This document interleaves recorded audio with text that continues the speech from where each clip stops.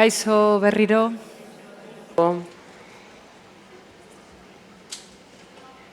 Indarrak. Bueno, una vez recuperadas las fuerzas.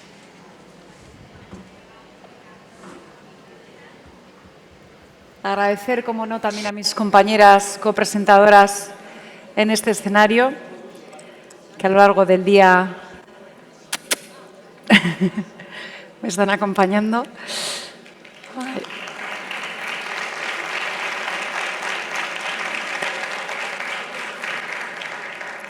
Inklusioaren gakoak aztertzen jarraitzen dugu. Seguimos analizando las claves de la inclusión y agradecemos, por supuesto, la acción compartida y este tipo de encuentros, poco a poco, todo lo que provoca en nosotros. De incomodarnos, de ver luz en caminos complicados, de reafirmarnos en los pensamientos, en las herramientas que utilizamos, también de estar preparados para escuchar testimonios que nos desmontan a veces y nos cuestionan como seres sociales, igualitarios y justos.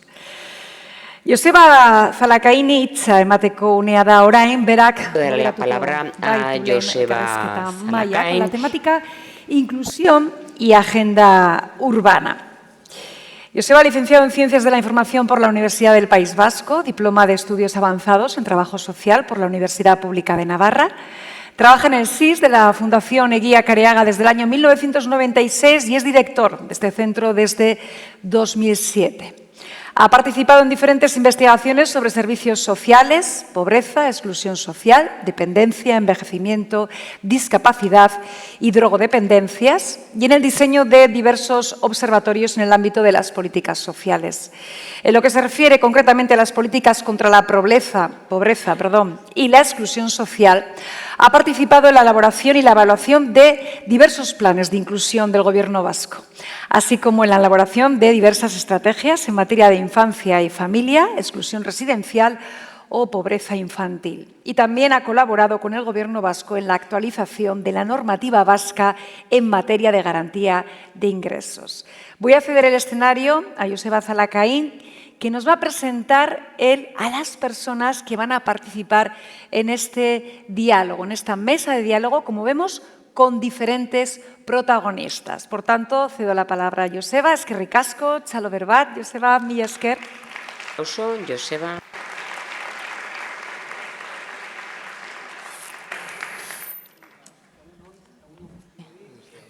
Buenos días a todos.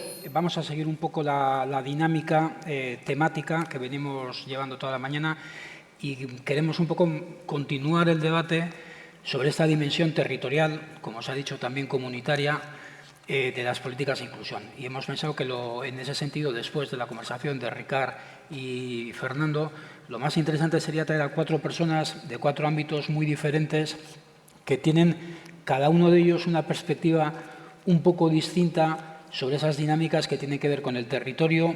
Como decía Fernando, tienen que ver con el ladrillo, tienen que ver con el urbanismo, tienen que ver con la vivienda, pero no solo con el ladrillo, sino cómo se configuran las dinámicas de segregación urbana, cómo se configuran la gobernanza en el territorio de las políticas sociales.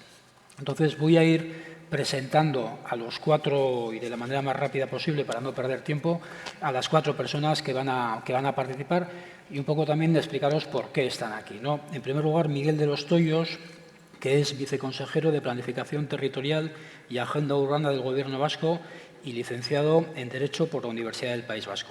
Anteriormente él ha sido miembro del Consejo de Administración del Consorcio de Aguas de Guipúzcoa, patrono del Centro Tecnológico Tecniker, consejero delegado de la Agencia de Desarrollo Económico del Bajo Deva, también ha sido alcalde del Ayuntamiento de Eibar y técnico de empleo en la Agencia de Desarrollo Local de la comarca de Veguesa. Y un poco su participación tiene sentido en la medida en que desde ese departamento se ha impulsado una agenda urbana, Bultzatu 50, que entre sus objetivos está un poco el de darle forma y el de impulsar esa idea de agenda urbana y esa territorialización de las políticas, del conjunto de las políticas, pero también de las políticas sociales en los territorios de Euskadi.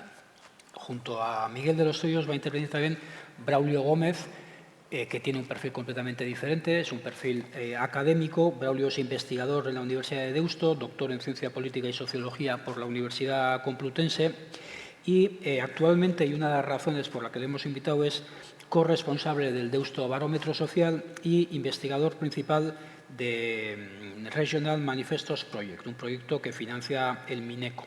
Y, sobre todo, desde el 2016 forma parte del Consejo de Dirección de Deusto City Lab, que es una iniciativa de la Universidad de Deusto que tiene como principal objetivo la generación y la aplicación de conocimiento desarrollado en la Universidad de Deusto, orientado a la mejora de la calidad de vida en las ciudades. Y desde Deusto City Lab se hace un trabajo muy interesante de análisis de esas dinámicas urbanas, de la calidad de vida en el entorno urbano.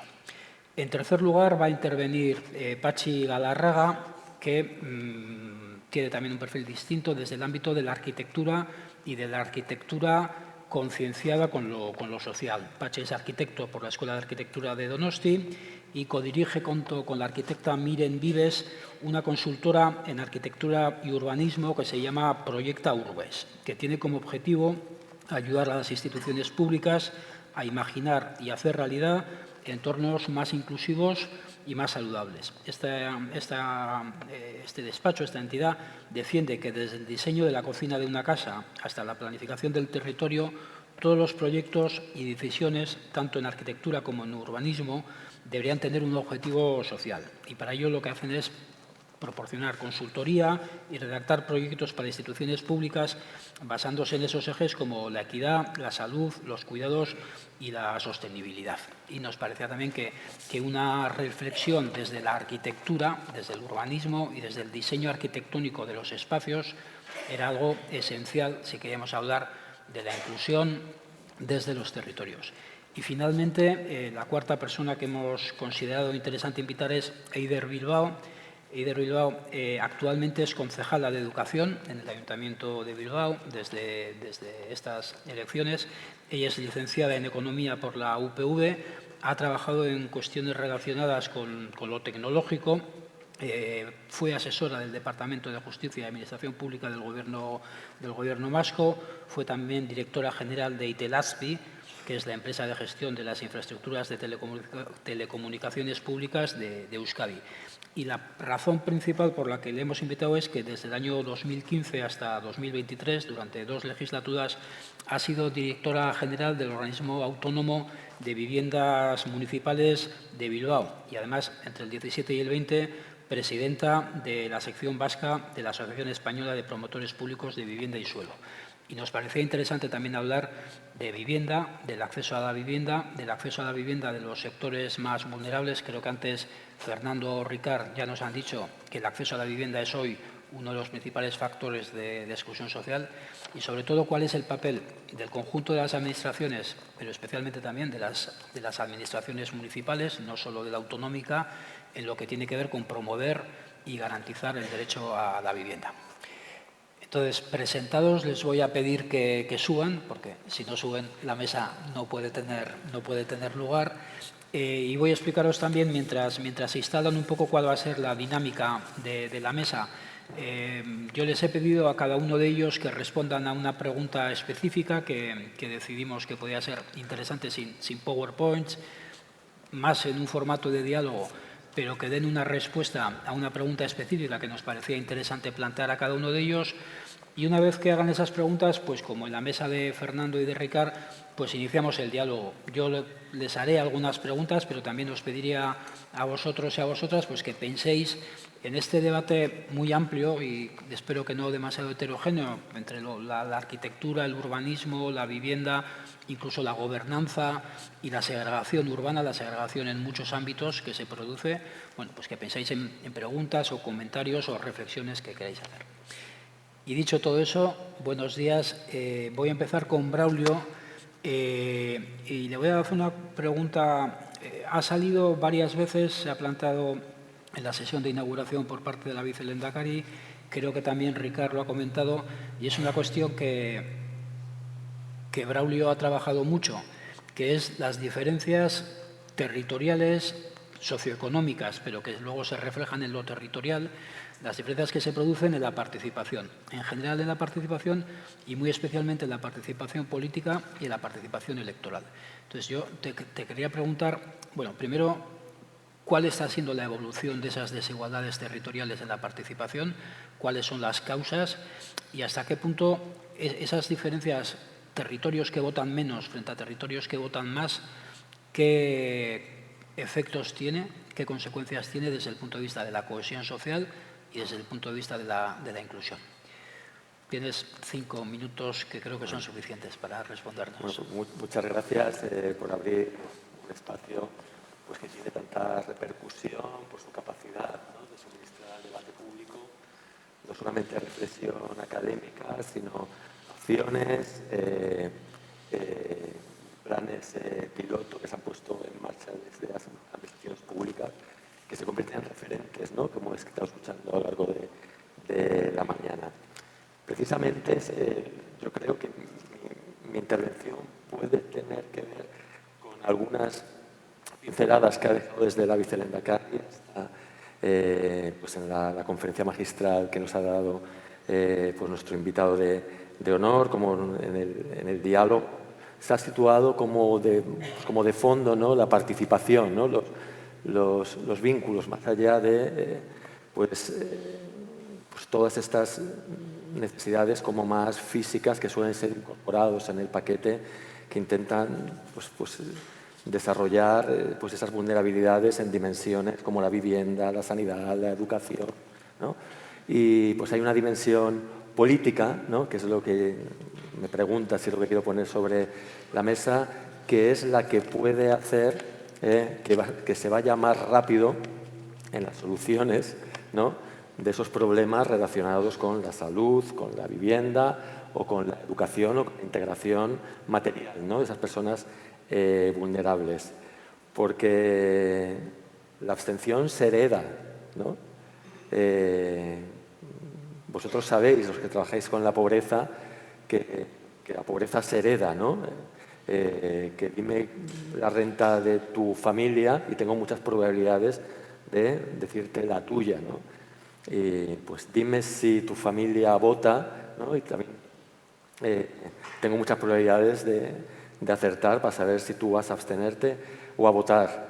Por eso, cuando cogemos el mapa territorial, tanto de la pobreza como de la abstención, de forma desagregada por barrios, nos encontramos siempre con el mismo ranking por arriba y por abajo. Son siempre los mismos barrios, ¿no? En los últimos, yo por lo menos donde tengo datos de los últimos 20 años, ¿no?, son los mismos barrios, a pesar de todas las medidas que se han tomado, que están por debajo de la media, de una ciudad, hablamos ya de las ciudades vascas, de las grandes ciudades vascas como Bilbao, Gasteiz o Donosti, y son siempre los mismos barrios los que menos participan, que siempre son los más pobres. Siempre sale abajo en el ranking Otxarkoaga en Bilbao, siempre sale abajo en el ranking pues Sansomendi en Gasteiz y siempre sale abajo en el ranking de participación pues Bidebieta en Donosti. Y siempre sale en el ranking más alto, pues igual que en la renta Abando en Bilbao, igual que en la renta pues Miramón en Donosti o San Martín en Gasteiz. Van siempre a votar los barrios ricos y nos encontramos con participaciones por debajo del 50% en determinadas zonas de los barrios más pobres. Y ese agujero negro de la democracia, ¿no?, en el que no se sienten representados los intereses de las personas que más necesitan del Estado con estas medidas que estáis contando, ¿no?, estas medidas innovadoras, ¿no?, para poder solucionar sus problemas, ¿no?, porque no pueden por sí mismos, ¿no?, solucionarlas, son las que menos introducen sus preferencias, ¿no?, y las que menos voz tienen para que se distribuya el poder en función de pues esa voz, que seguramente redistribuiría el poder de otra manera porque pues, votaría opciones políticas que representaran modelos en el que se apueste por el incremento del gasto de estado de bienestar, que es lo necesario para aplicar todas las políticas innovadoras de las que estáis hablando esta mañana. Me quedo con una última frase que dejo para el debate, ¿no? Que es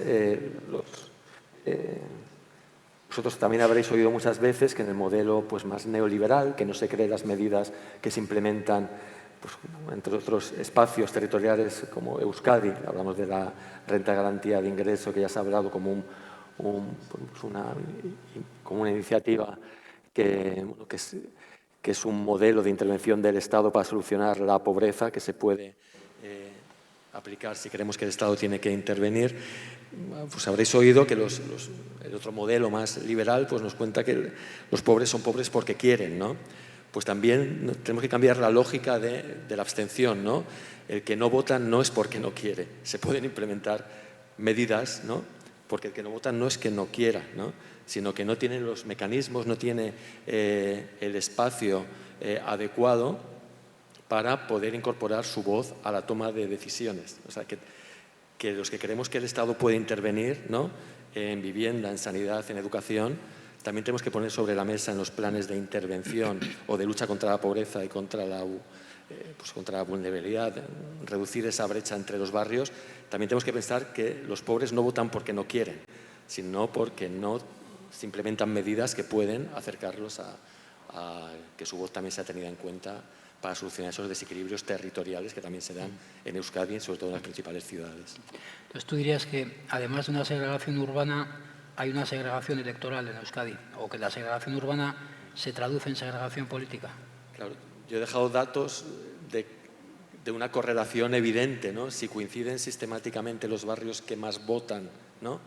Con los que tienen más renta y los que menos votan con los que tienen menos renta, pues estamos hablando de que hay una segregación electoral real en Euskadi, que comparativamente no tiene el tamaño que puede tener pues Andalucía o Cataluña o Extremadura, pero no deja de ser una brecha significativa en el que también los habitantes de los barrios más pobres de las ciudades vascas incorporan menos su voz en las urnas o a través de los procesos electorales que las personas ricas. Muy bien. Pues, Pachi, un poco yo lo que te quería preguntar es, pensando en esa idea de urbanismo más saludable y más equitativo, ¿no? Que es un objetivo al que aspiramos. ¿Tú dirías que Euskadi está avanzando en ese sentido? ¿Cuáles son los principales déficits en lo concreto que se observan, ¿no? En cuanto a urbanismo, desarrollos urbanísticos que no son saludables, que no son equitativos? ¿Hay buenas prácticas que se puedan compartir a la hora de planificar el espacio urbano? Sí. Ahora sí. Me parece interesante como explicaba Braulio esta idea de cómo el voto va por barrios, antes también nos lo han dicho. La salud también va por barrios. Sabemos que el código que mejor va a predecir nuestras futuras enfermedades y nuestra futura salud no es el mejor código, no es el genético, es el postal, ¿no? Dime tu código postal, que va a ser el mejor predictor de tu futura salud. Sabemos que la salud también va por barrios. El urbanismo, las decisiones urbanas, forman parte de esa capa de determinantes que van a influir sobre nuestra salud. Y en cada decisión urbana, de planificación urbana, cualquiera que sea su escala, pues crearemos o destruiremos salud. O sea, parra no haremos, crearemos o destruiremos salud. ¿Cómo conseguir que esto llegue, ¿no? A la cabeza de las personas que toman estas decisiones? Porque creará salud en algunas poblaciones y destruirá en otras. Claro, nunca vamos a ser buenísimos. ¿Cómo distribuiremos esa decisión? ¿A quién le haremos que se deje pelos en la gatera y en cambio a quién le va a ir mejor? En nuestras decisiones a alguien siempre le va mejor y a alguien siempre le va peor. Por casualidad, muchas veces pagan los mismos. Lo podemos entender o por personas, por grupos de población o por barrios. Yo casi podría decir todo lo que habéis dicho los previos o los posteriores, y cada vez que decís personas o poblaciones, digo barrios, y yo he hecho la ponencia, ¿no? Vulnerabilidades, fragilidades situadas en el territorio, vamos por barrios. Estamos caminando en la dirección que diríamos, vamos avanzando, por lo menos, aunque sea, vamos avanzando. El contexto, en este momento, yo creo que el contexto ayuda.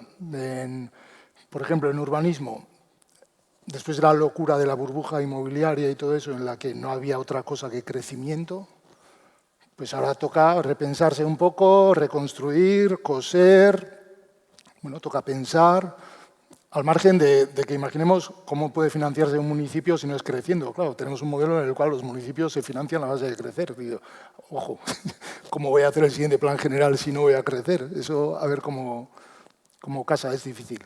Entonces, es una herramienta que socialmente tiene sus dificultades en ese sentido que digo, sí, claro. ¿Y tú con qué crees que se va a financiar el próximo equipamiento? Si no es con crecimiento. Entonces, ahí hay dificultades, pero sí es verdad que vivimos en una coyuntura favorable en el sentido de toca pensar. Pensar es más barato de construir, pensemos. Bueno, olvidado, por lo tanto, esto de la burbuja, llega la pandemia, pues también es una oportunidad de, todos hemos pensado en que vaya casa que tengo, no lo sabía, pero vaya casa que tengo, ¿no? Todo el mundo ha pensado en su casa, ha pensado en su balcón, ha pensado en... llevábamos como 10 años trabajando con ayuntamientos, pidiendo que las ordenanzas se pusieran el balcón obligatorio, tal, pero eso, ¿cómo computa la edificabilidad? Tal? Ha llegado la pandemia, ya no hay discusión, balcón obligatorio. Ahora la discusión va a ser cuánto de grande. Nosotros seguiremos ahí, ¿no? Seguiremos en la pelea, que sea más grande. Pero bueno, hay eventos que marcan a las personas porque viven experiencias en carne propia, que eso te marca mucho más que cualquier evidencia científica que pueda haber. Es decir, cuando hay arquitectos o arquitectas, hay médicos o médicas que rozan la precariedad en carne propia, pues somos mejores arquitectos o somos mejores médicos o porque lo hemos experimentado. Bueno, pues hay arquitectos y arquitectas municipales que también han rozado la precariedad o han rozado pues, el malestar vinculado a su propio entorno. Entonces, yo creo que ha estado bien. Un contexto en el cual llega pasta europea, condicionada más o menos a un tipo de intervenciones. También es un contexto favorable. El cambio climático, todo esto también está marcando las agendas y las intervenciones urbanas. El propio planteamiento de la agenda urbana. Bueno, el contexto es favorable. Ahora, luego sabemos que la toma de decisiones se produce en gran medida en el ámbito municipal. La competencia es municipal, la decisión se toma ahí. Y con puro o impuro, pero bueno, todavía son no muchas personas las que en el fondo toman decisiones. Conscientemente están tomando decisiones a favor de unas ciudades más saludables e inclusivas. Pues no sé, nosotros trabajamos con ayuntamientos. La percepción generalizada no sería por ahí, pero el contexto ayuda. El contexto ayuda. Yo creo que eso... Yo creo que son avances. Siempre quisiéramos ir más rápido, pero yo creo que sí se está avanzando. Y en cuanto a buenas prácticas, ¿podrías hablar de un proceso de transformación urbana que pueda ser un poco modélico en Euskadi en los últimos años? Yo creo que, Miguel hablará igual, tenemos intervenciones desde muy arriba.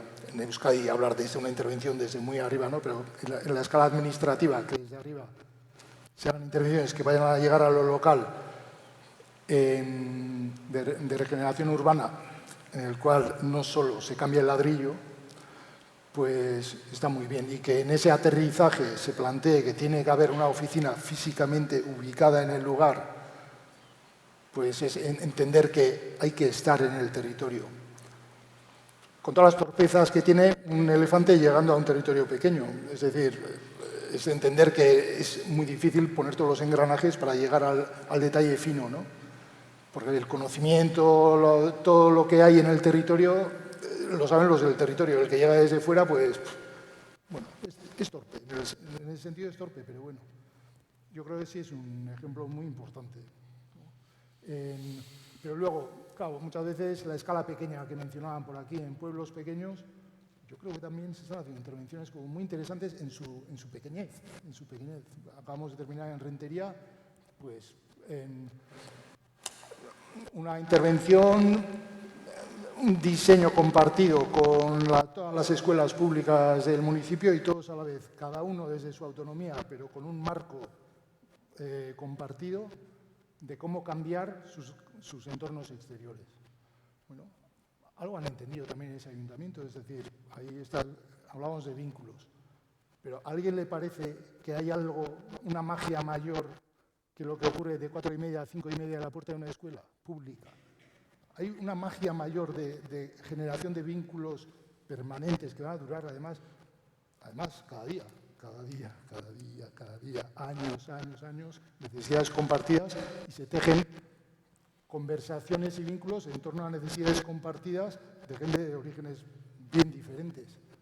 Oye, pero no vamos a meter más pasta ahí. De verdad que esa magia, ¿tú dónde más la estás viendo? En el pinchopote.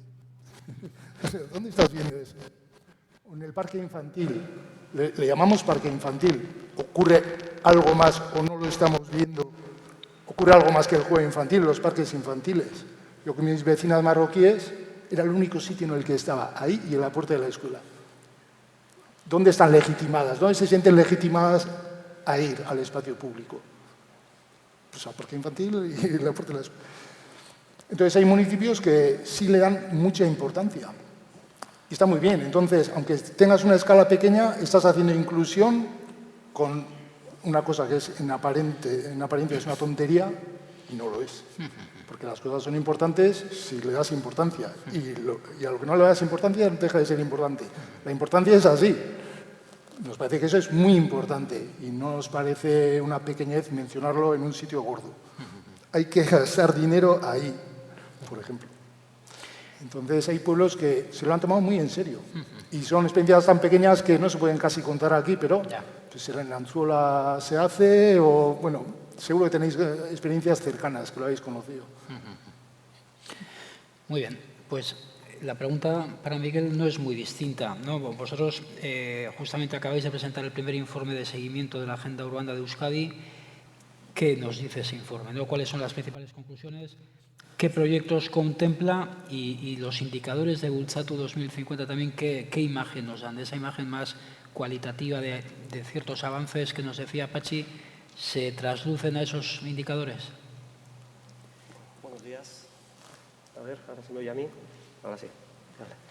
Bueno, en primer lugar, gracias al Departamento de Empleo y Trabajo del Gobierno vasco por permitirme participar aquí, porque yo venía con unas premisas previas y tanto la clase magistral como el diálogo pues te permiten enriquecer un poco las reflexiones que tú propiamente traes, ¿no? Yo venía con un concepto, yo soy viceconsejero de Planificación Territorial y Agenda Urbana y, por tanto, tengo dos patas de actuación que las dos afectan, sin duda, al contenido del Congreso, ¿no? En primer lugar, la planificación territorial. Yo siempre digo que las personas actuamos en el territorio. Toda nuestra vida, en las diversas facetas que tenemos en nuestra actividad vital, la hacemos en el territorio y, por tanto, ese territorio hay que ordenarlo. Y me ha parecido muy interesante la pregunta que ha hecho el público al diálogo y la respuesta, porque yo creo que esa interrelación entre el territorio y las personas es cuando crea la comunidad, ¿no? Y meter ese concepto de comunidad me ha parecido interesante para un poco, bueno, pues enriquecer lo que es la visión que tenemos del trabajo que hacemos. La ordenación del territorio es fundamental y yo creo que tenemos que ser capaces de ordenar el territorio de la manera más equilibrada y sostenible posible. Y eso no lo puede hacer solamente la administración competente. Es decir, yo creo que estoy muy con Braulio que la participación forma parte no solamente de ir a votar una vez, que algunos ni eso, pero de poder ir a votar una vez, sino que durante los 4 años tengan mecanismos en los cuales puedan intervenir en las decisiones de lo público, ¿no? Y en ese sentido, nosotros en 2019 se aprobaron las directrices de ordenación del territorio, que es la ley máxima de ordenación del territorio en el País Vasco, y fue una ley que tuvo 2 características fundamentales. Incorporó muchísimo la participación y, en segundo lugar, incorporó conceptos que no existían hasta ahora en el mundo de la disciplina urbanística, ¿no? Incorporó la perspectiva de género, incorporó la sostenibilidad, incorporó el medio ambiente, incorporó una serie de cuestiones que hasta ahora no se tenían en cuenta. Y lo importante de esa norma es que vincula a las normas que en cascada van cayendo dentro del ordenamiento urbanístico. Los planes territoriales parciales y los planes territoriales sectoriales tienen que también tener en cuenta lo que marcan las directrices y los planes generales de ordenación urbana de cada municipio también. Y, por tanto, estamos en un proceso, desde el 2019 hasta ahora, de ir adaptando toda la normativa urbanística a esas DOT que ya incorporan conceptos que creo que son, que hoy en día ya forman parte de nuestro lenguaje, pero que no hace tanto no se tenían en cuenta. La otra parte, la de agenda urbana, que he traído aquí lo que es el documento, lo que es la agenda urbana y el primer informe. He traído algunas copias, por si alguien tiene interés en leer, le daré una copia y si no está colgado en la página del departamento. La agenda urbana no deja de ser una herramienta de la que nos dotamos también en 2019 para poder alinear las políticas que desde el punto de vista de desarrollo se estaban produciendo a nivel global. Es decir, existe agenda urbana internacional de la ONU, existe una agenda urbana europea, existe una agenda urbana en España, existe una agenda urbana en el País Vasco, la Basque Country 2030, y por tanto la 2050 lo que hacía era concretar quizás algo más de lo que dice una agenda 2030 y a partir de ahí concretar acciones con una visión al 2050. Tal es así que nacimos como una propuesta individual o por parte del departamento y en este momento estamos ya integrados dentro de lo que es la Agenda 2030 del Gobierno vasco como un grupo de trabajo más. Y esta Agenda 2050 tiene también esa virtualidad, que ha sido un proceso muy participativo donde tanto el sector público como lo que podríamos entender el sector privado o la parte social intervino también en su elaboración. Tengo que decir que, aunque se habla de agenda urbana, se refiere a la agenda del territorio. Es decir, siempre estamos identificando urbano con ciudad, se refiere al territorio. Y, por tanto, también tiene en cuenta, por ejemplo, pues, cuestiones vinculadas a la despoblación o a la baja natalidad o cómo afecta eso también a entornos más rurales o más pequeños, ¿no? Y lo que plantea, básicamente, son 8 acciones estratégicas que ese grupo de trabajo es el que las ha identificado.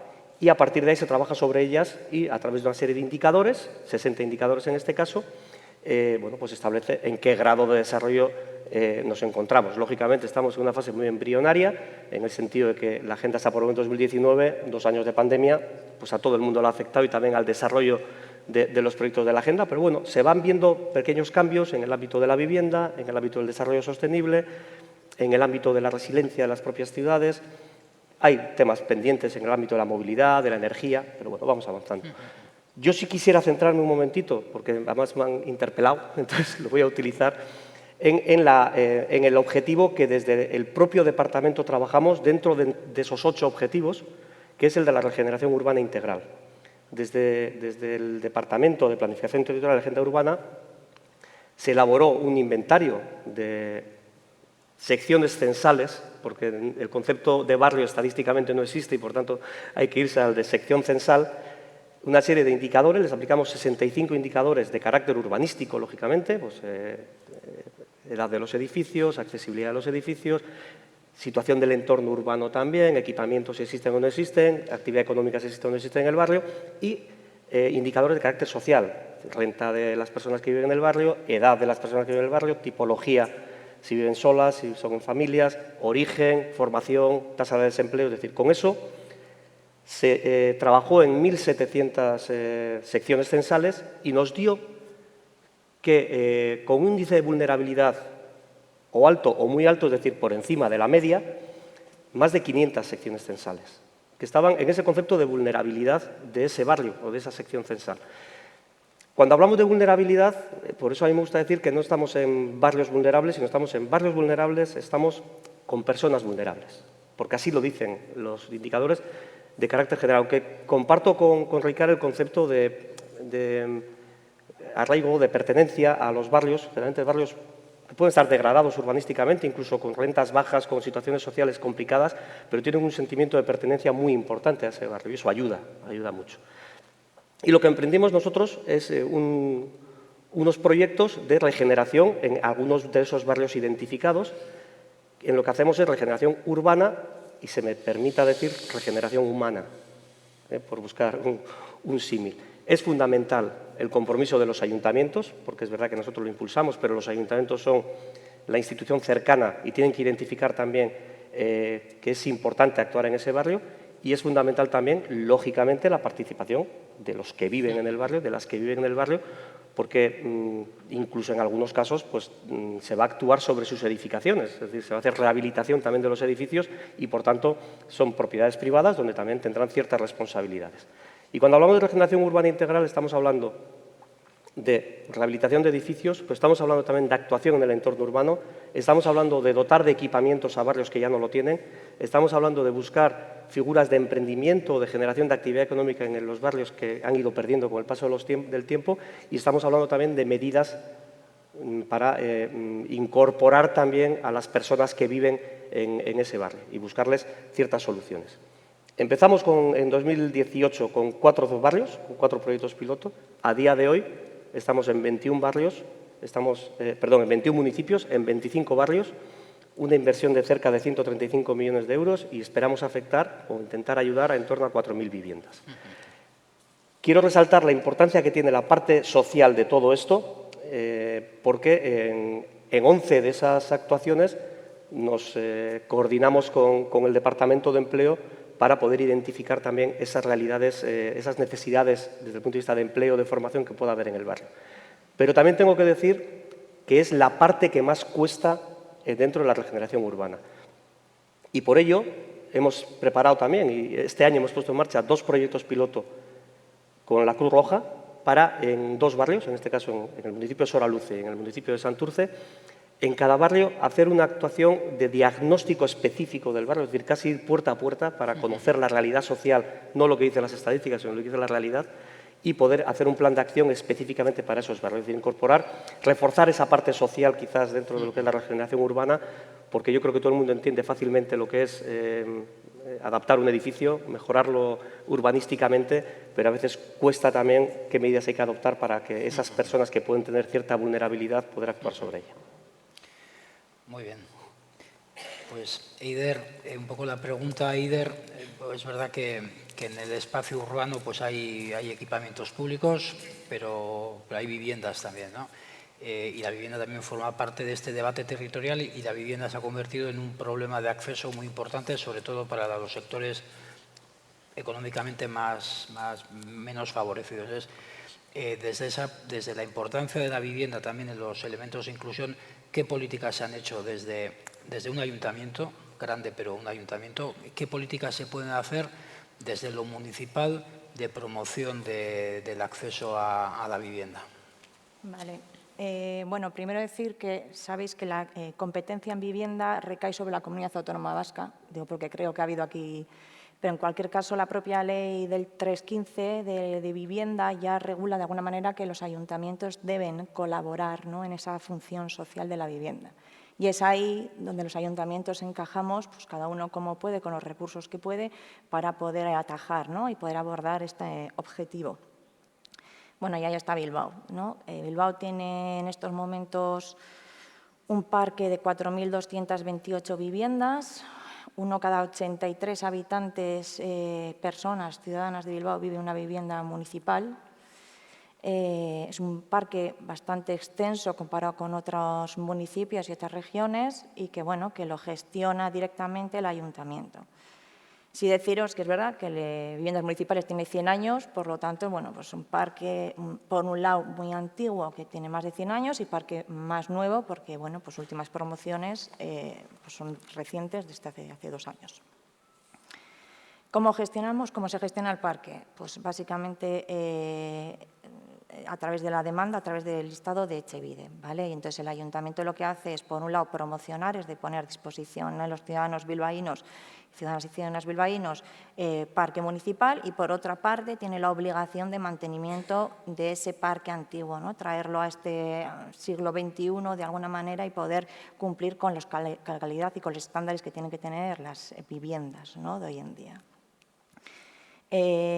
Por otro lado, bueno, adjudicamos nosotros vivienda y lo que hemos hecho es repartir la demanda de vivienda en diferentes cupos, entre ellos un cupo nuevo que hemos recientemente aprobado, que es el derecho subjetivo a la vivienda, para poder dar respuesta a ese derecho que recogía la Ley 315 vivienda, donde le reconocía al colectivo más vulnerable o bien el derecho a una vivienda o bien el derecho a una prestación, vamos a hacer, económica en caso de ausencia de recurso municipal o autonómico de vivienda. Entonces, pues básicamente el objeto del ayuntamiento es promocionar, mantener y cuidar, ¿no?, también de esas personas que viven en las viviendas públicas. En colaboración, estamos constantemente en colaboración y coordinación con el Gobierno vasco y con otras instituciones, incluso otros departamentos de ámbito local, para poder abordar pues nuevos retos que se nos van presentando, especialmente, lo ha dicho Pachi antes también, después de la pandemia, que al hacer un uso intensivo de las viviendas, bueno, pues se han visto que las viviendas requerían, ¿no?, de nuevas necesidades que no creo que estaban muy cubiertas y, bueno, en esa línea también estuvimos trabajando en la elaboración de un plan estratégico en coordinación con el Gobierno vasco. Pero, bueno, de lo último realmente que hemos estado trabajando es en colaboración con Miguel en la regeneración urbana integral, ¿no? Concretamente, yo creo que hablabas de dos de los primeros barrios, que es uno de ellos es Otxarkoaga, donde firmamos allá por el 2018 un memorándum bueno, pues para abordar un proyecto de regeneración de barrio en Otxarkoaga. Establecimos unos criterios mínimos para poder abordar en un principio con una perspectiva clara de una intervención en una vivienda, ¿no?, donde pudiéramos lograr una accesibilidad universal, atajar también el tema de la pobreza energética, bien de maneras pasivas, es decir, con envolventes, y bien de maneras activas con renovables, poniendo renovables. Pero, bueno, vimos que el propio barrio nos permitía también hacer una actuación más amplia, ¿no? Y de hecho fue así porque lo que hemos hecho ha sido regenerar dos espacios en desuso que había en el barrio y poder otorgarlos y darlos al propio barrio para poder usarlo. Uno aprovechamos, sacamos los coches de una plaza y hemos hecho una plaza cubierta con una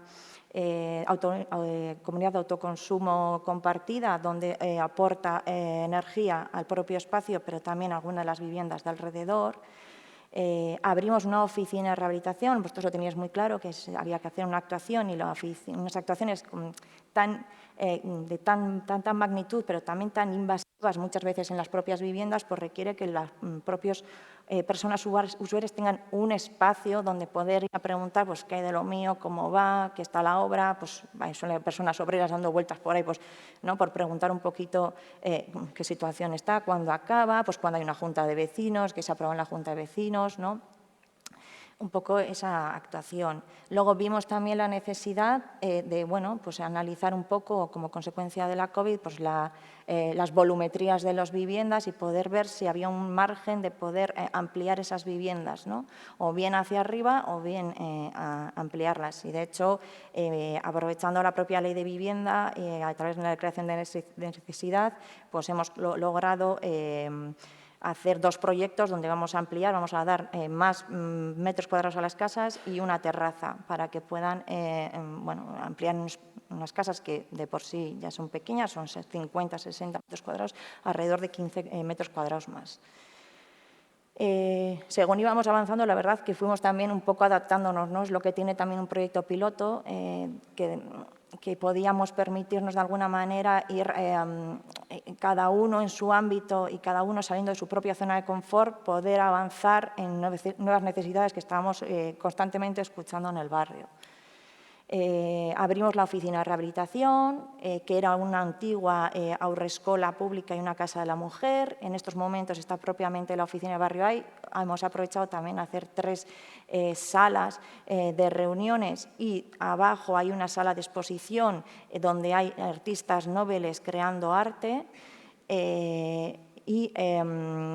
Y hemos aprovechado también la última pata que nos quedaba clara, o sea, nos quedaba un poquito fuera porque no podemos atajarlas en su tiempo, y es el empleo, ¿no? Claramente unas obras de estas dimensiones, un impacto de dinero, de pasta que se invierte en estos barrios, pues tiene que tener una repercusión también en el empleo.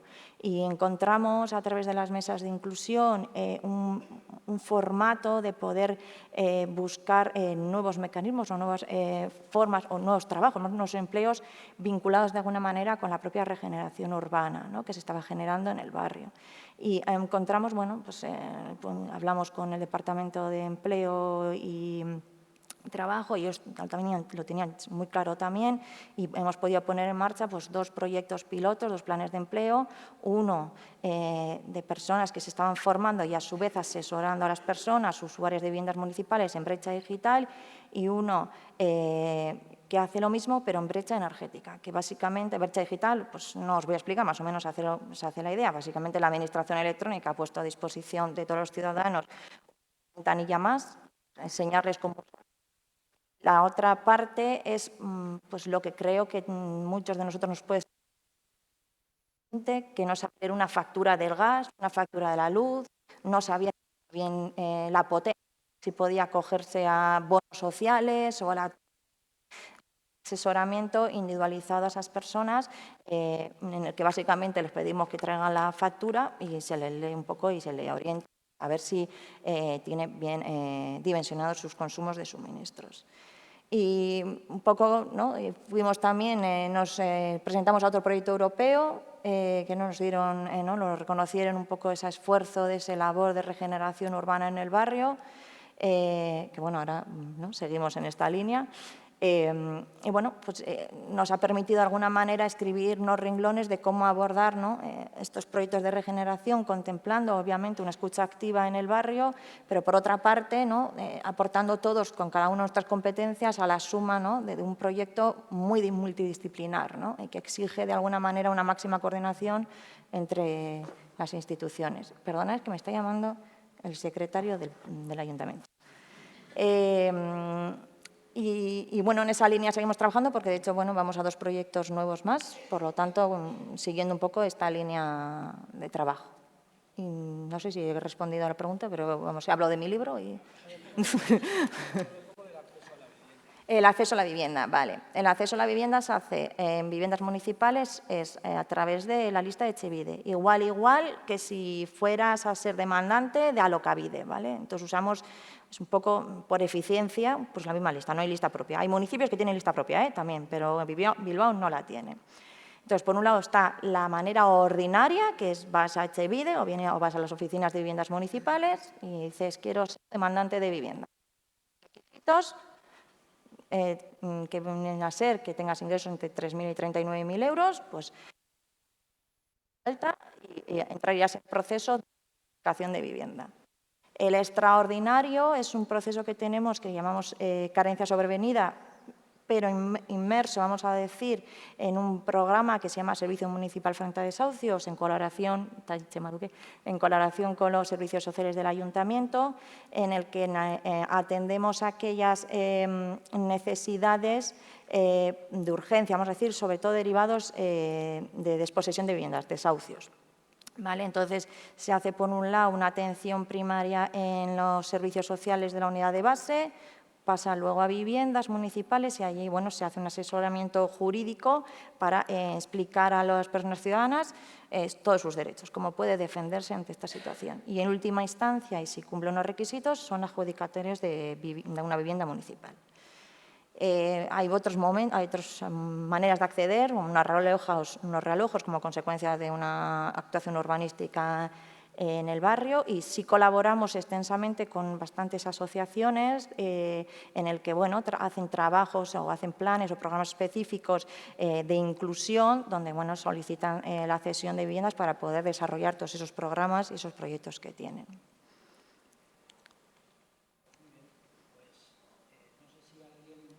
Con las cosas que he escuchado, ¿quiere plantear alguna? Yo de aquí no veo muy bien, de momento no veo ninguna mano.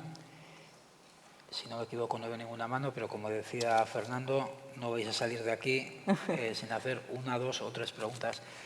Pero yo mientras tanto sí os voy a hacer una pregunta. Se ha hablado algo de los equipamientos urbanos, ¿no? Los equipamientos que pueden ser culturales, que pueden ser deportivos, de muchos tipos. La pregunta sería doble. ¿Qué valor tienen? Yo creo que la respuesta es clara, pero ¿qué valor le dais a esos equipamientos?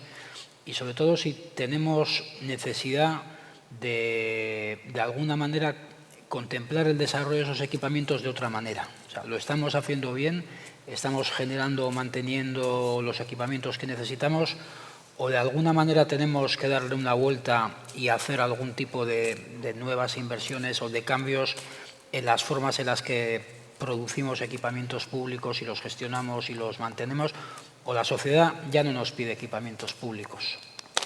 Esa sería la pregunta, y aquí pues yo creo que ya las preguntas a quien quiera, a quien se vea más interpelado por la pregunta, pero a los cuatro os la hago.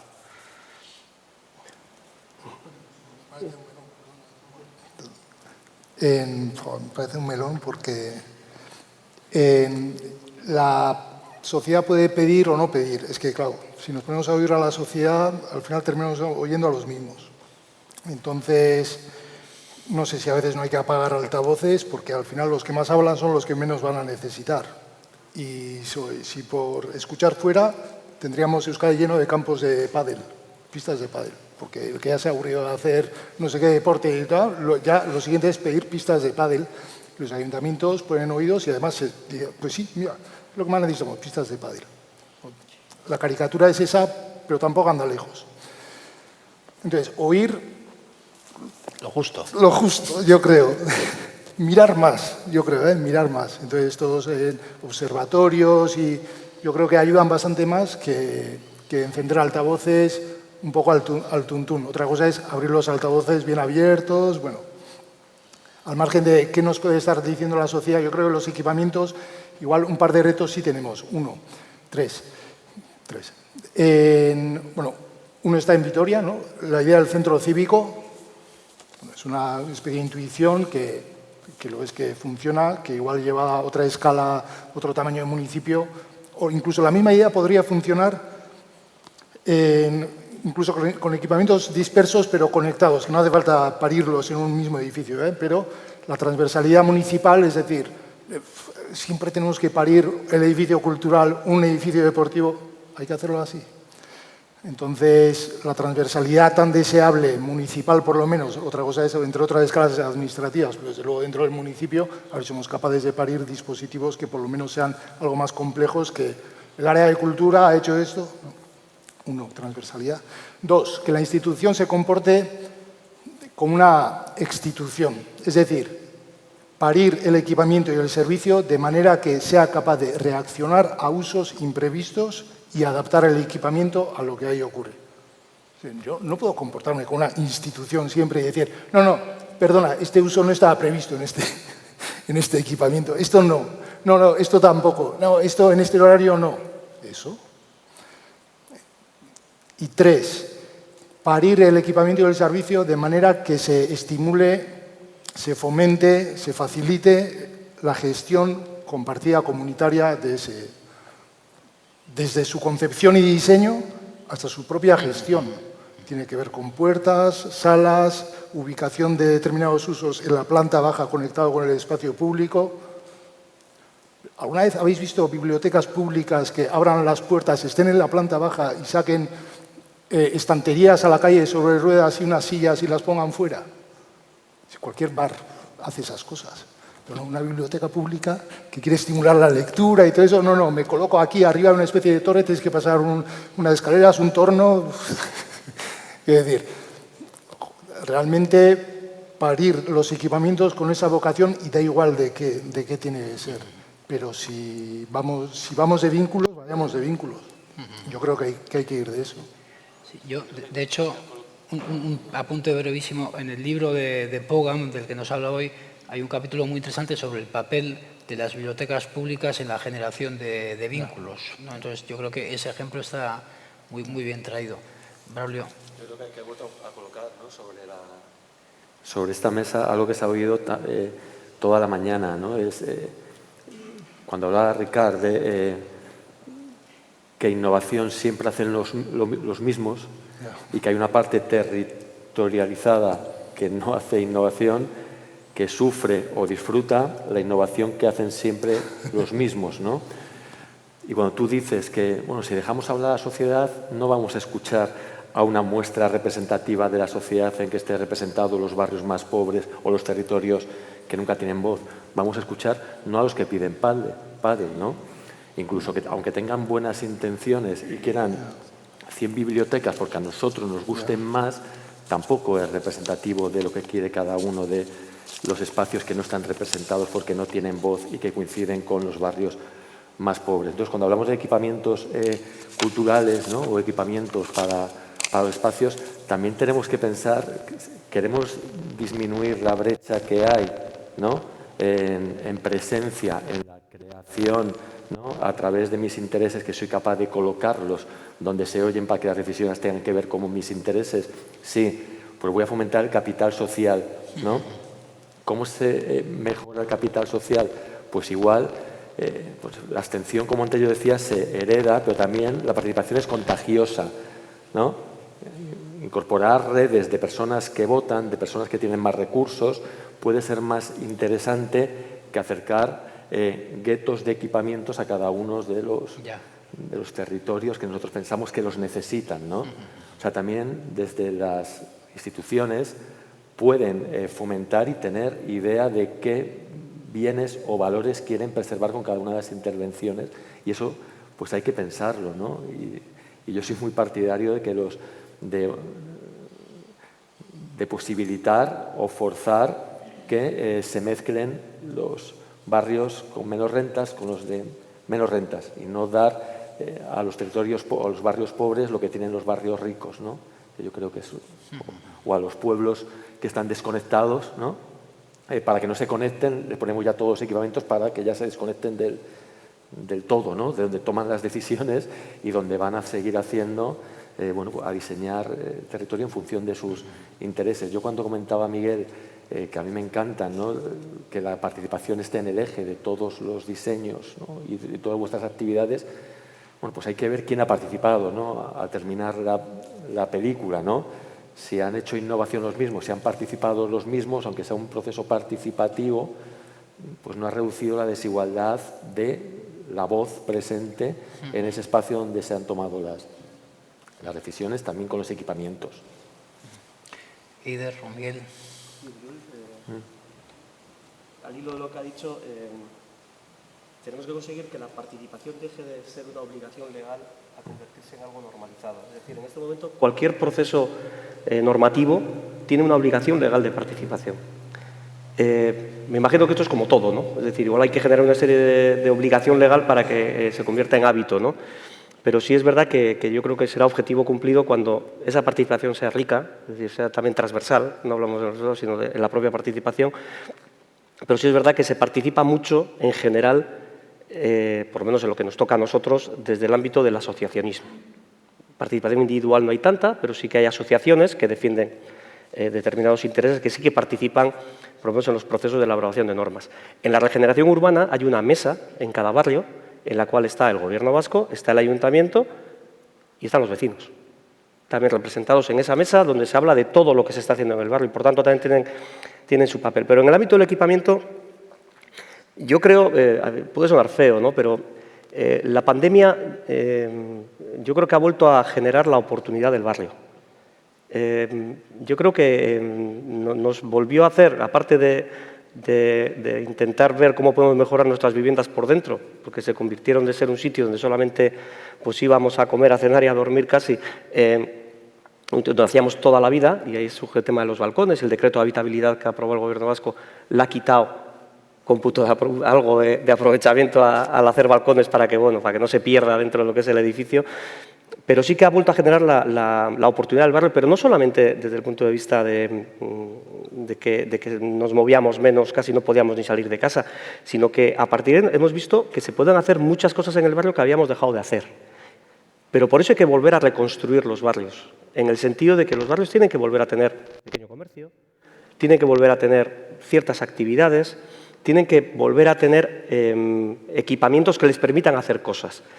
Porque estamos en la dimensión del País Vasco la que tenemos. Los municipios, es decir, creo que hay, salvo las capitales, no sé si hay otro municipio o dos mayores de 50.000 habitantes. Es decir, no hay, creo que Irún y Baracaldo y poco más, Guecho creo que también, pero poco más, quiero decir, son de menos de 50.000 está la inmensa mayoría de los 250 municipios que tenemos en Euskadi. Y, por tanto, la dimensión también te permite que tampoco tengas que cerrar a cada barrio su equipamiento o todos los equipamientos en todos los barrios, ¿no? Pero sí que el concepto de equipamiento, es decir, dotar de recursos a un barrio para que pueda generar actividades, yo simplemente digo, un local para la asociación de vecinos es un equipamiento y son 30 metros cuadrados, no hace falta más, pero eso puede generar actividades en el barrio. Y coincido contigo, Patxi, yo me voy a una parte que ya no soy, pero que he sido alcalde bastantes años, hay que tener cuidado también con lo que se pide. Porque Vitoria, que es un ejemplo de centros cívicos por barrios, etcétera, no lo voy a decir yo, porque no soy nadie del Ayuntamiento de Vitoria, pero le genera un gasto corriente realmente importante. Y, por tanto, la sostenibilidad también de lo que se hace desde lo público, la económica también es una variable a tener en cuenta. Es decir, por eso hay que escuchar, pero sobre todo hay que acertar. Y para acertar, lo fundamental yo creo que es la transversalidad. Se habla mucho de gobernanza y a veces la gobernanza en este país, los que estamos en las instituciones pensamos que es la gobernanza entre instituciones, a veces entre departamentos de la misma institución, es decir, el Gobierno vasco pues con los de empleo, con los de Hacienda, tal, o entre instituciones, con diputación, con ayuntamiento y tal. Y yo creo que hay una cogobernanza que es creo que Ricardo hablaba de la público-comunitaria, yo hablaba de público-privada, que tiene que participar en esa cogobernanza, es decir, tiene que sentirse también la sociedad protagonista de las decisiones que se adoptan, porque si tú has participado en la decisión, la vas a defender mejor también. Y yo creo que eso es importante. Sí, oye, yo creo que los ayuntamientos, en la medida que intentan planificar bien el uso de sus espacios dotacionales, los que tienen que reutilizar y los que tienen que crear y hacen procesos participativos para poder ver un poquito lo que los ciudadanos y ciudadanas quieren y de alguna manera atenderán o no, acertarán o no, pero la realidad es que yo creo que cada vez reclaman también más espacios donde reunirse, ¿no? Entonces, tenerlos son importantes. Estoy de acuerdo contigo con que no tienen que ser estancos. Yo soy muy fan de la reutilización, de espacios, de poder abrirlos, darles muchos usos diferentes, pero requieren los barrios muchas veces bien porque se quieren asociar o bien porque no reúnen las viviendas, muchas veces condiciones, por lo tanto, muchos de esos espacios tienen que salir fuera y se tienen que realizar fuera y está claro que se necesitan. Está claro y también estoy de acuerdo y de hecho así hicimos también en el proyecto de Ocharco, que cuando analizamos qué uso darle a los nuevos espacios que estamos reutilizando, lo hacíamos con las asociaciones del barrio, con más o menos éxito, y no a todas gustan, esto es así, sientas así, y no a todo el mundo gusta, y al final que tiene la competencia y la responsabilidad final pues es la institución, ¿no? Y asume también el riesgo de haber tomado una decisión, pero está claro que si vas a hacer un espacio que lo van a usar unos ciudadanos, algo habrá que escucharle en algún momento para ver si requieren, si tienen necesidad o no. Porque te puede pasar que lo hagas y se quede vacío. Te quiero decir que te puede pasar el otro aspecto que es también de frustración hacia la población, ¿no? De no haber cumplido de alguna manera un requisito. Miguel ha hecho alusión a la gobernanza. Bueno, os quería preguntar a los cuatro, si tenemos, más allá de esa gobernanza público-pública, si hemos desarrollado canales o plataformas suficientes de gobernanza. Y en ese caso concreto, Eider, tú has participado en la mesa local, en una de las mesas locales de inclusión. ¿Qué valoración hacéis de esas experiencias de coordinación? Si existen, si son suficientes y qué impacto tienen en la articulación de políticas transversales, que no sean solo de urbanismo, que no sean solo de inclusión, que no sean solo de vivienda, que no sean solo de empleo, sino de generar alianzas o trabajo conjunto, ¿no? A partir, por ejemplo, de la experiencia de la mesa local en la que habéis participado vosotros en Bilbao. Una buena experiencia de la mesa de inclusión. Os diré que no empecé como muy fan, porque era consciente de que, bueno, te tienes que sentar con personas de otros ámbitos donde de alguna manera tienes que salir de tu zona de confort, porque lo que te exige de alguna manera esa mesa es innovar, ¿no? Intentar poner nuevas medidas para poder abordar pues retos, nuevos retos, los retos que te van viniendo día a día en un municipio, pero en cualquier otra institución. Pero bueno, luego he sido muy fan, la verdad, acabo siendo realmente me gustaba mucho porque nos permitió también vernos las caras, a veces no sé si os pasa, pero pues trabajamos incluso en el mismo edificio, pues esto pasa como una comunidad de vecinos, que no conoces al de segundo, que esto también hay que trabajar mucho este aspecto, ¿no? De colaboración y de cuidado. Pero trabajamos en el mismo edificio y no sabíamos muy bien cada uno qué hacía y si podía hacer más de lo que uno podía hacer, ¿no? Y yo creo que al principio nos fue como, vamos a conocernos un poco, a ver qué hace cada uno, a ver si cada uno qué puede aportar a la mesa. Era de muchas, no sé las demás, pero en Bilbao muy amplia porque estaba Salud, está Bilbao Ekintza, está Acción Social, están las asociaciones del barrio, está Salud Mental de Otxarkoaga, igual me he olvidado a alguien y me va a matar, pero está la EPO, también está obviamente Educación, y nos permitía, bueno, pues un punto de trabajo. De hecho, de ahí ha salido estos dos proyectos, estas 40 personas que están contratadas en estos momentos dando servicio, ¿no? Formándose y a su vez colaborando y con ese espíritu, ¿no? De poder poner, ¿no? En la cogobernanza, en la gobernanza, cada uno, bueno, pues puede aportar porque no se limite solo a su rango de competencia, no puede aportar más, ir más allá y en la colaboración se generan sinergias y puntos. También para llorar, que decir que nos pasa también, que cada uno tiene sus cosas y a mí me pasa y luego pues entre me pasa se busca una solución también. Y para mí tener puntos, tiempo, que hay que sacarle tiempo también, puntos donde poder conversar, donde poder exponer y donde poder trabajar de manera colaborativa es indispensable. O sea, yo creo que no estamos en un momento en el que cada uno puede encerrarse y pensar que estas son mis limitaciones, no puedo salir de aquí, ¿no? Cada día salen normas, leyes nuevas que nos amplían muchas veces nuestras zonas de actuación, por lo tanto, vamos a intentar trabajar y buscar sinergias, ¿no? y puntos de colaboración para sacar grandes proyectos, porque salen grandes proyectos de innovación. Lo bueno de la innovación y del piloto es que encima puedes ir confundiéndote, ir corrigiendo sobre la marcha y que no está algo tasado y rígido, ¿no? En el que tienes que seguir a pies juntillas el criterio. Y soy de verdad muy positivo. La mesa, por lo menos de Otxarkoaga, realmente muy positivo. Me ha dado pena porque ahora no voy a poder estar, pero muy positivo. Lo que le ha hecho Fernando a Ricard, ese planta municipal que tenemos en Euskadi, tú que has sido alcalde, tenemos que fusionar los ayuntamientos. Tiene sentido tantos ayuntamientos tan pequeños con tantas competencias y con los recursos que tienen. ¿Cómo podemos articular esa participación de lo municipal, de la parte institucional de lo municipal, especialmente en las políticas sociales, pero también en las políticas urbanísticas? Tenemos que tender, como planteaba Ricard, hacia mancomunizaciones, creación de entidades supramunicipales, o tenemos que hacer como los suecos y los finlandeses que dijeron, os juntáis sí o sí.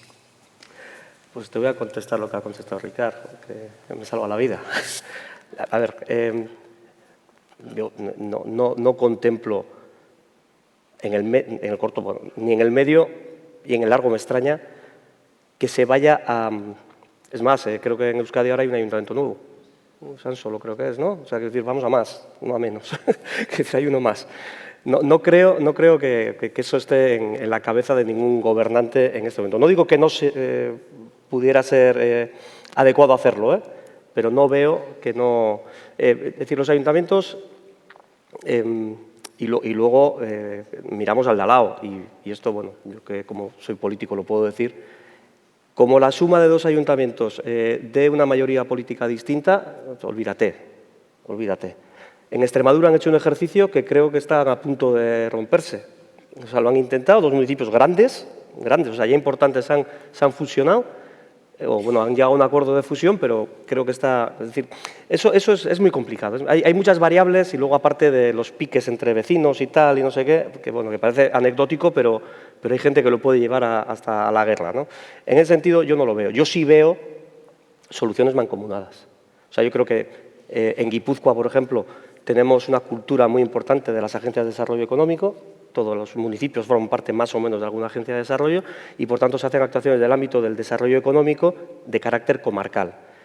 Las mancomunidades también, para el tema de recogida de servicios de basura, de limpiezas viarias, en general también están mancomunadas para más municipios cuando estos son pequeños. Nosotros en mi comarca, que es la del Bajo Deba, de Babarrena, 8 municipios y entre 8 municipios en torno a 70.000 habitantes. Y 2 municipios vizcaínos y 6 guipuzcoanos, que lo complica un poco más. Pero eso sí lo veo, se está ahora buscando, hay una actuación del Gobierno vasco buscando también la utilización de las tarjetas de los polideportivos fuera de tu municipio, que pueda servir en una red que si tú trabajas en Bilbao, pero eres de Eibar, trabajas en Bilbao, tu carnet de Eibar te puede servir en determinadas actividades deportivas en Bilbao. Ese tipo de actuaciones sí que las veo y sí que creo que son necesarias porque el concepto de escala es básico en todo esto, ¿no? Pero unir municipios, yo creo que, bueno, si quieres preguntamos, pero yo creo que nadie quiere saber nada con el del municipio de al lado. Creo que hay una pregunta allí.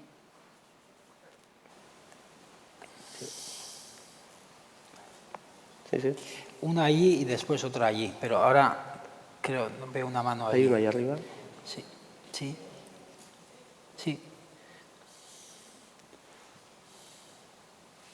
Hola, buenos días. Enhorabuena por las jornadas y por los participantes. Yo quería coser un poco entre las distintas mesas y hay una primera cuestión que me llamaba la atención, que tiene que ver con el tema de hablar de barrios vulnerables. Y en relación con la primera ponencia y la idea de protección y reconocimiento, me pregunto si cuando hablamos de barrios vulnerables estamos hablando o haciendo posible la protección, pero a lo mejor para generar reconocimiento tenemos que comenzar a hablar de vulnerados en lugar de vulnerables. Porque recuerdo una anécdota, si se quiere, en relación con los planes de desarrollo gitano, ¿no? Se hablaban de muchísimas cosas que había que hacer, de educación, de servicios sociales, de vivienda, para la población gitana.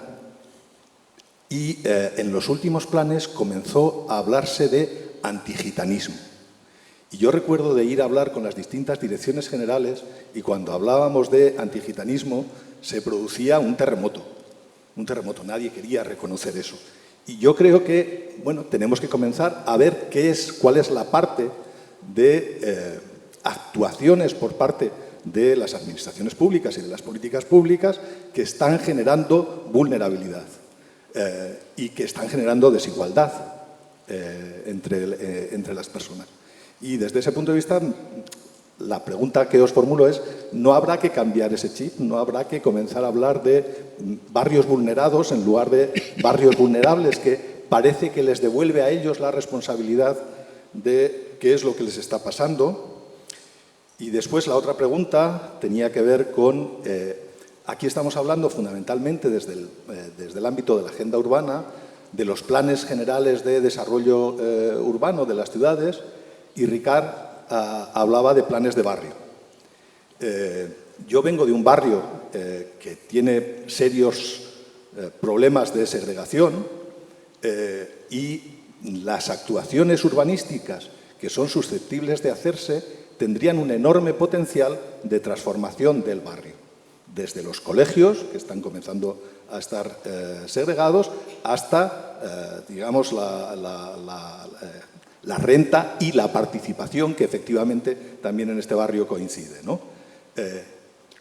La pregunta es, ya sé que es un poco la pregunta del millón, pero es cómo se combina un plan de barrio que tiene esta idea un poco más de interconexión de los distintos ámbitos de las políticas públicas con lo urbanístico, territorial, etcétera.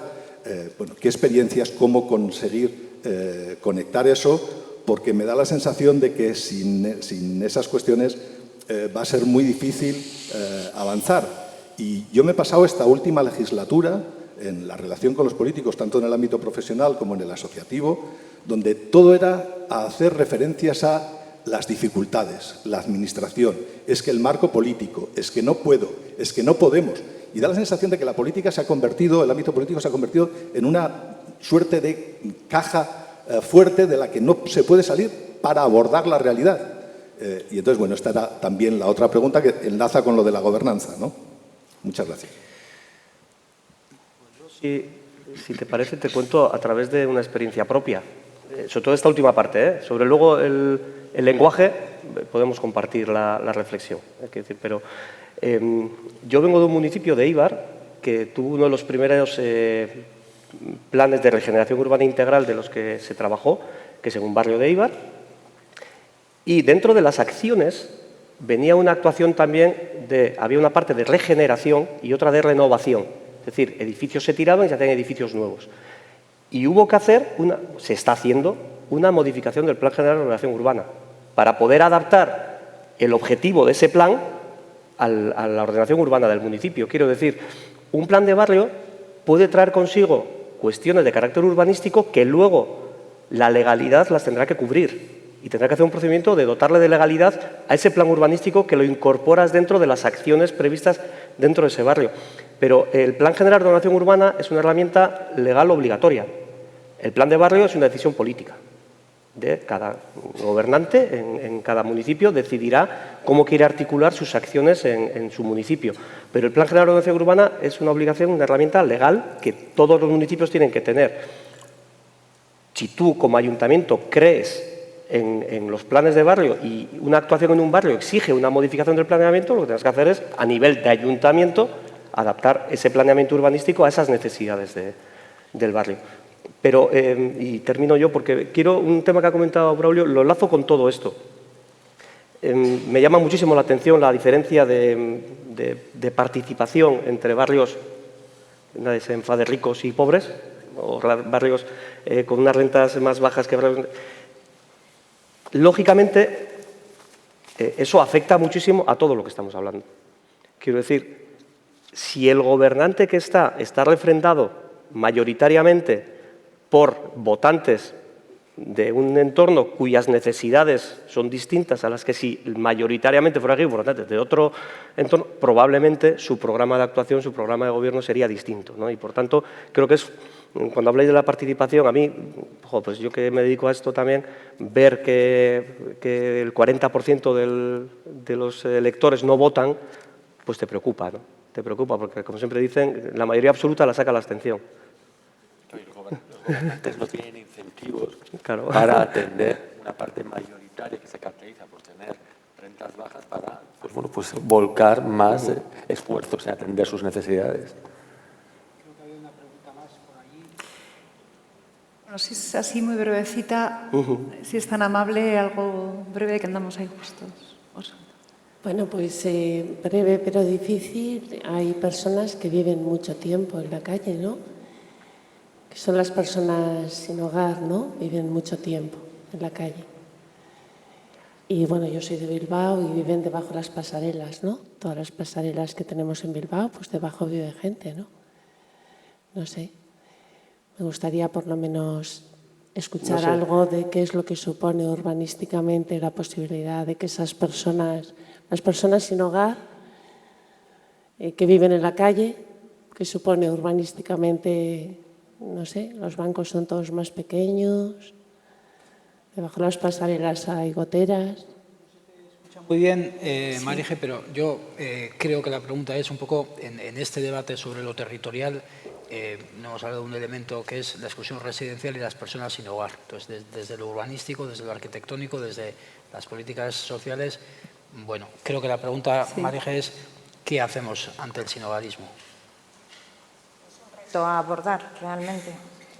Sí se hacen políticas, de hecho, en colaboración de la Diputación, nosotros en viviendas municipales por lo menos sí lo hacíamos, para poder atender a estas personas. Y de hecho, tienen un proyecto en el que bueno, pues se recogen de alguna manera y al final es lo que decimos, la vivienda realmente, la ausencia o la pérdida, ¿no?, de ella es realmente el mayor riesgo de exclusión social que pueda haber.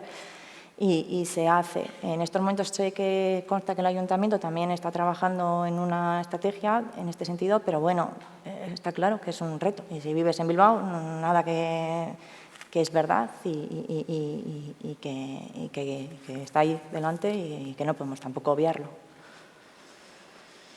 Bueno, pues es que ricasco. Siento mucho tener que despediros, pero vamos a ir con los tiempos, ya nos hemos pasado un poquito. Así que agradeceros un fuerte aplauso por esta mesa de diálogo, por esta participación. Los Toyos, Braulio Gómez, Patxi Galarraga y Edi Bilbao, y como no, Joseba Zalacaín, Mila Esker.